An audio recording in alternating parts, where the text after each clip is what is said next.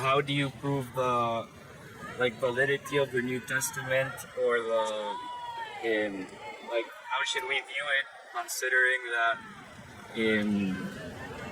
that it has had so many translations, there are so many non-canon books that are not included, and we don't know how those are chosen. So how do you view it? The New Testament was originally written in Greek. Today we have over 5,700 Greek manuscripts or pieces of manuscripts of the New Testament. We have approximately 10,000 Latin Vulgate manuscripts of the New Testament in the Latin Vulgate. And we have approximately 5,000 manuscripts in Ethiopic, Coptic, Armenian, Slavonic, Georgian, Gothic. So that means we've got about 20,000 handwritten manuscripts before the printing press, when it was mass-produced, handwritten from the 2nd century through the 10th century. There is no document that even approaches the New Testament in manuscript evidence. Today, we have Greek manuscripts of the entire New Testament. Those manuscripts of the entire New Testament are over 400 pages long, which means we have over 2.5 million pages of the New Testament. Not only that, we have about 1 million quotes of the New Testament from the church fathers, like Ignatius, Bishop of Antioch, Clement, Bishop of Rome, Papias, Polycarp, and others. So we have an incredibly high degree of certainty that we really have what the eyewitnesses wrote. If there are so many manuscripts and everything, how is what is actually seen in what we read nowadays condensed? Someone had to pick out a few of those to...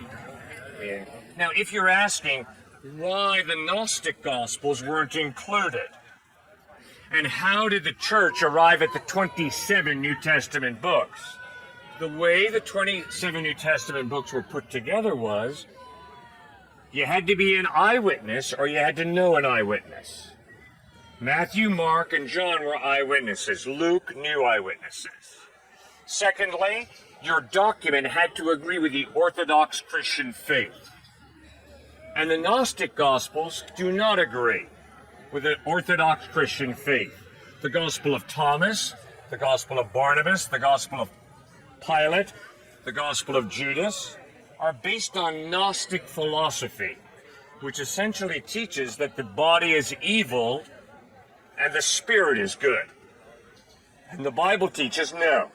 The Bible teaches that both your body and your spirit are good because God created both.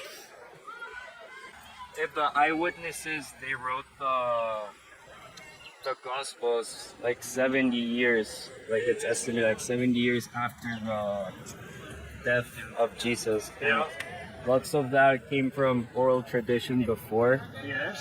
So, how do we know that with all the everything put together, so many years, should we interpret everything in there as a fact?